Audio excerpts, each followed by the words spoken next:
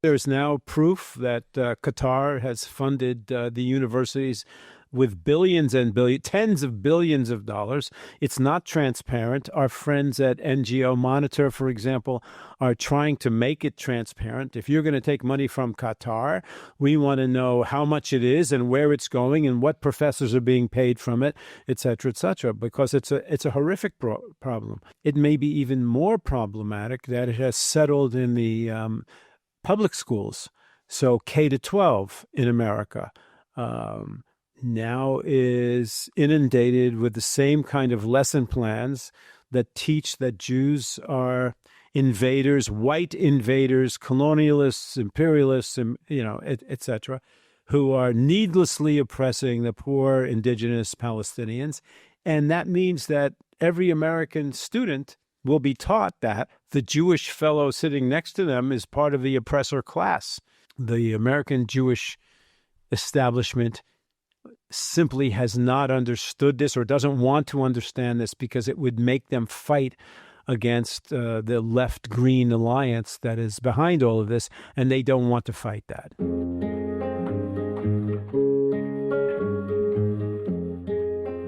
Hello and welcome to this new episode from East to West. And today we are with Dr. Charles Jacobs, the president of the Jewish Leadership Project, and also an author, an activist. Hello.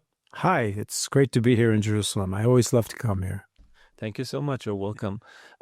Let's start with the latest poll that you have helped put together with Dr. Erwin Mansdorf. Sure. It talks about how even though Palestinians or the American society actually knew that Palestinians do support Hamas on October 7th, they still have this sympathy toward Palestinians. It didn't change much. What did you learn from this poll? Well, actually, this was an interesting experiment run by Mansdorf, where he has focus groups and he asks people lots of different questions. And in one iteration of this, before he asked them what they think of the Palestinians, he gave them some facts about Palestinian life and beliefs and customs and behaviors. And, it didn't make much difference about what Americans thought about the Palestinians, even though they were told that they support Hamas and all data shows that they support Hamas, etc. And that's because this should not be a surprise, because Americans have been drenched in pro-Palestinian propaganda for 25 years. It started with the media. The media was, took the side of the Palestinians who were portrayed as innocent, indigenous populations. And this went on for years and years and years. And when did that start? I mean, why did it start in the last decade? Well, it started because of certain ideological developments in Western academia, where there was this notion that the West was bad, the West was imperialist, white colonialists. And just like the West was racist, America was racist against blacks. The proper analogy they taught was, well, the Palestinians are the blacks of the Middle East, the Jews are the white of the Middle East, and so therefore, simply put, we were bad and they were good. And this is political, you think? Well, I think it's ideological, political. It's driven by anti-Western ideology, neo-colonialism, post-colonialist ideology led by academics like Edward Said, et cetera, and it pierced Western academia, and it defeated the academia in the West. And so 20 years ago, we made a film. My group then was called the David Project. We made a film about Jewish students at Columbia University called Columbia Unbecoming. And it showed how this ideology had penetrated to almost the entire professoriate, and the effect on Jews was horrific. The Jewish students were intimidated and demeaned by the professoriate. This was 20 years ago. We tried to wake up the American Jewish community because this was then, a little pimple, and it was going to become a cancer if it was not addressed. and it was not addressed. And now we have what we have, which is, Jewish students actually sometimes have to fear going on campus, and the American Jewish community is in shock and concerned and besieged by developments of this, which move beyond the professoriate now to an entire woke ideology, which defines Jews as whites or adjacent whites, and kicked us off the bench of the virtuous, because we used to be, along with minorities, we used to be pro-minorities and were welcomed and applauded for that. Now we've been replaced through this woke ideology by the Arabs, and we're now adjacent whites. So this is a terrible consequence of these 20 years of propaganda in which the Jewish community did not fight back well at all. Yeah, this is the issue here, because if you're talking here about since October 7th, maybe Israel and the Jewish community was very involved in what is happening, but you're talking about 20 years, right? And nothing has been done. Not much has been done effectively. I mean, there are grassroots groups who tried very hard. Camera was one of them. Stand With Us, ZOA. So there are some grassroots groups. But the Jewish establishment, that is the major Jewish organizations, which led us through Jewish, history in America up until this assault, the Anti-Defamation League, the Jewish federations, the Jewish Community Relations Councils, the American Jewish Committee, most of the Reform Rabbinate and the Conservative Rabbinate, they failed to understand that this was an assault upon Jewry in general, that anti-Israelism was the new anti-Semitism. And they just wanted it to be, well, it was merely criticism, legitimate criticism of Israeli policies instead of an overall assault on the Jewish state, which was the major project of Judaism in our time. And they failed, and they continue to fail because they don't want to fight. This can't happen only organically. It sure can, but also external forces, and sometimes in Israel you hear that they accuse Qatar, for example, and other countries of fueling this new ideology and new doctrine among Westerners in general. Do you see that? Did you see that in your Of course, there's now proof that Qatar has funded the universities with billions and billions, tens of billions of dollars. It's not transparent. Our friends at NGO Monitor, for example, are trying to make it transparent, trying to make, speaking with American lawmakers and others, trying to make the monies that come into universities be transparent. If you're going to take money from Qatar, we want to know how much it is and where it's going and what professors are being paid from it, et cetera, because it's a horrific problem. And it's out actually now. It may be even more problematic that it has settled in the public schools. So K to 12 in America now is inundated with the same kind of lesson plans that teach that Jews are invaders, white invaders, colonialists, imperialists, et cetera, who are needlessly oppressing the poor indigenous Palestinians. And that means that every American student will be taught that the Jewish fellow sitting next to them is part of the oppressor class. And this is devastating to American Jewry, and the American Jewish establishment simply has not understood this or doesn't want to understand this because it would make them fight against the left-green alliance that is behind all of this, and they don't want to fight that. Yeah, this is a big question. Why don't they? I mean, you have also wrote a book called Betrayal, a Failure of American Jewish Leadership, The Failure. What do you think they should do actually right now? Well, first of all, you have to understand why they failed. And why they failed is because they were clinging to the left, and they didn't understand a major development in Western society, which is that woke progressivism defeated the kind of classic liberalism that has always defended Jews. I mean, the liberalism, made Jewish survival and our thriving in America as minorities possible. But that idea that equal opportunity for everyone, which was the theme, the meme, and the principle of classic liberalism, has been overthrown by the demand for equal results. So therefore, if there's not as many black lawyers in proportion to their population as there is Jewish lawyers, the only thing that you can conclude is that the Jews oppressed the blacks, pushed them back, right? No other reason can be given for this. And this has put us in a position, the Jews, as oppressors. We're now an oppressor group of, victimized minorities. This is horrific. This is what's being taught now in K-12. So the Jewish leadership was stodgy, old, self-congratulatory, quiet, and cowardly. They're conflict averse. They didn't want to have fights. They thought, well, if we're nice to them, they'll be nice to us. And they didn't.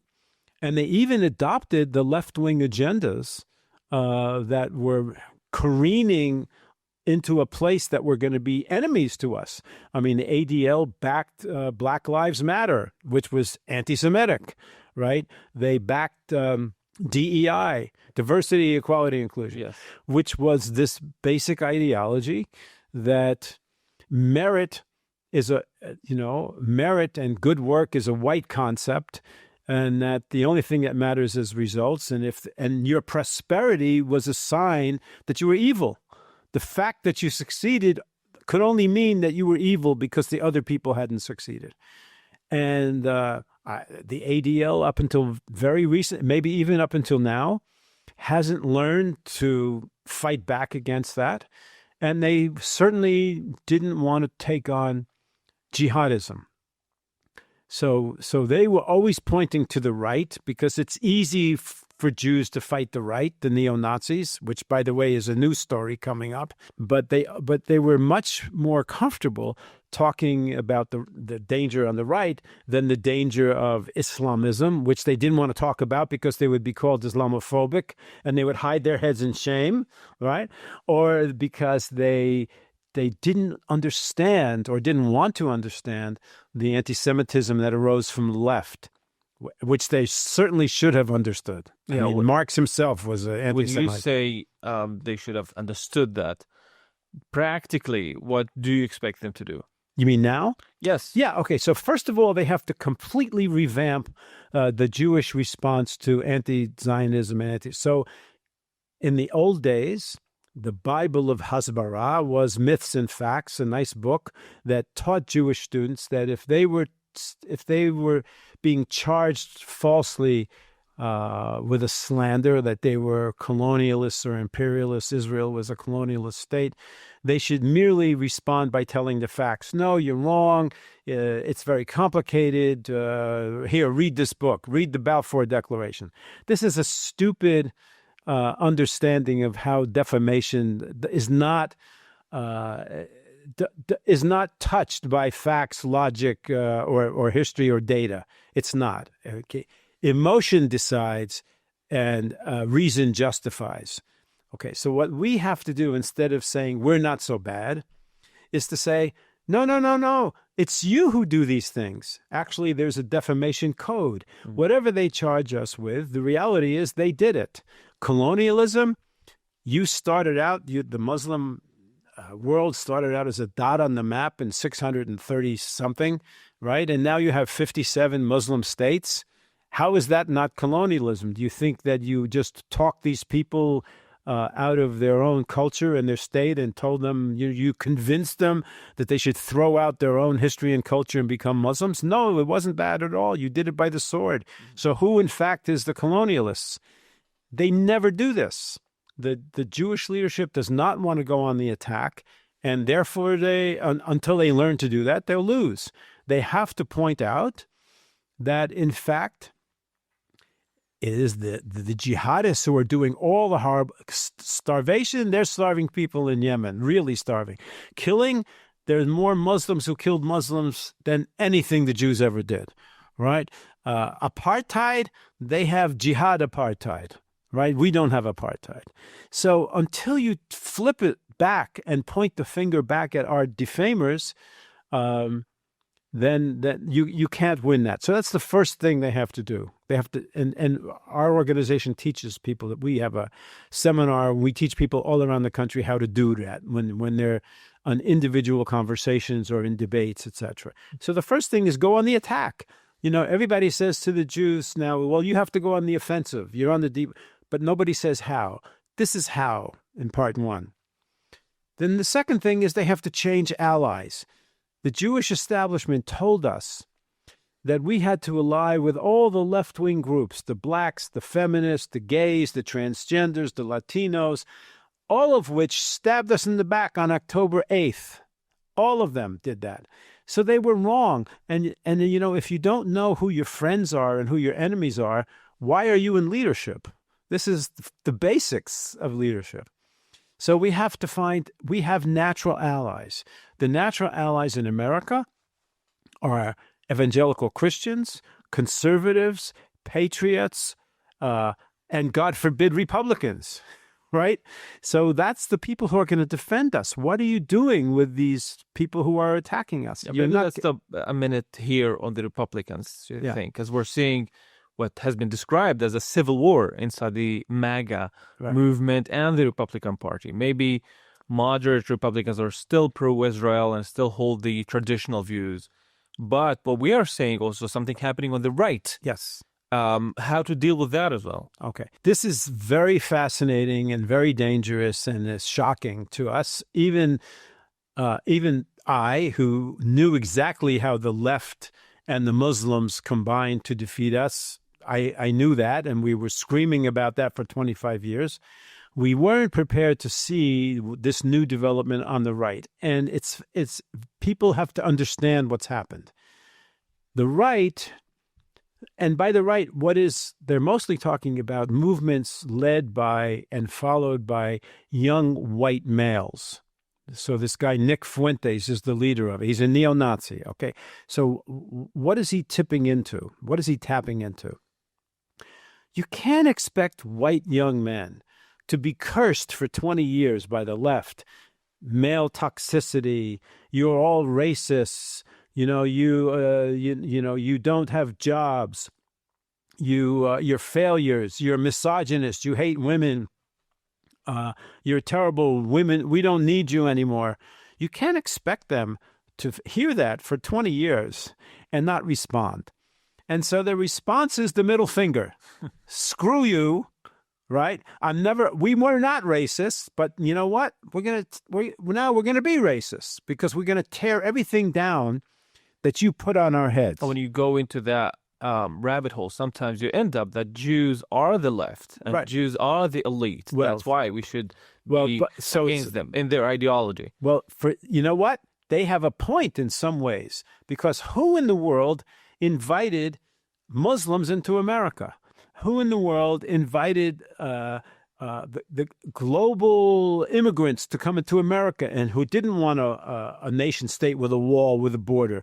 It was the Jews were in the forefront of that highest. It used to be called the Hebrew society, immigration society, which used to, in way back, help Jews come to America when they were threatened. They don't need that anymore, but why give up a good business? And so they just changed the clientele to anybody in the world, and everybody should come. And they're the ones in the forefront of saying, we Jews, because we once were refugees, we have to let every refugee in, right? And when you say to them, but are you vetting them? Do you know what they think about Jews, about women, about democracy, about black people? No, that's not our job. That's the job for, the Americans vet their social media. Well, what about the bomb in the heart that they bring?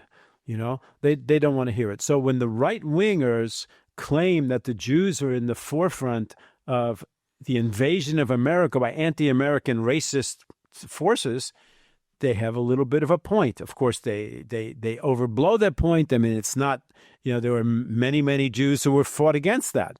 But the Jews who were the loudest were the ones who adopted very liberal policies that the right, in some cases, correctly understood as being anti-American. And are you concerned that this movement or shift in ideology on the right will affect also America or U.S. relations with Israel? I'm very concerned. First of all, the first concern of American Jews is their own safety.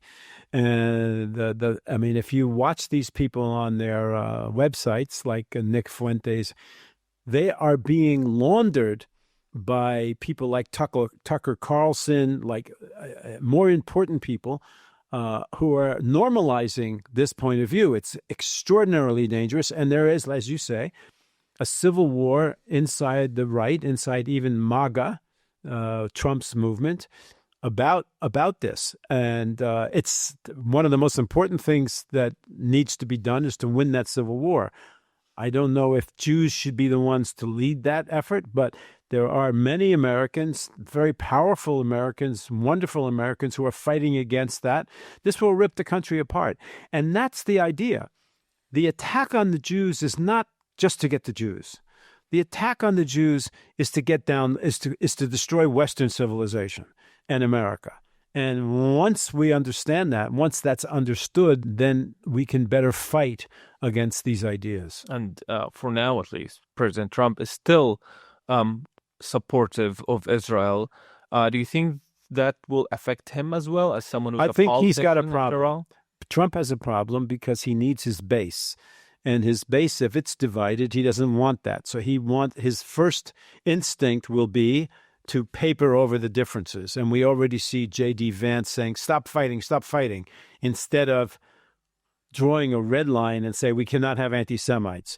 And there's immense pressure on J.D. Vance now from other people inside in the evangelical world and the conservative world to draw that red line. And that's the most important thing we're looking at in America right now. When is that going to happen, or is it not? If they don't draw that red line, we're in even deeper trouble. We're in the perfect storm. There's the left, the Muslims, and the right, part of the right. Maybe The biggest ideologies in America focus on the Jews who have weak or no leadership. And this is the situation we're now in. Doctor, thank you so much. But we can win because we're smart and we're resilient, and we have to, our house is on fire. No cavalry is going to come. There is no cavalry come. But the Jews understand this, and there are tens of thousands of Jews across America who want to act. And we, the Jewish Leadership Project, are trying to be, are functioning as a clearinghouse to help all of them do the right things. So thank you so much, Dr. Charles Jacobs. Thank you. Thank you.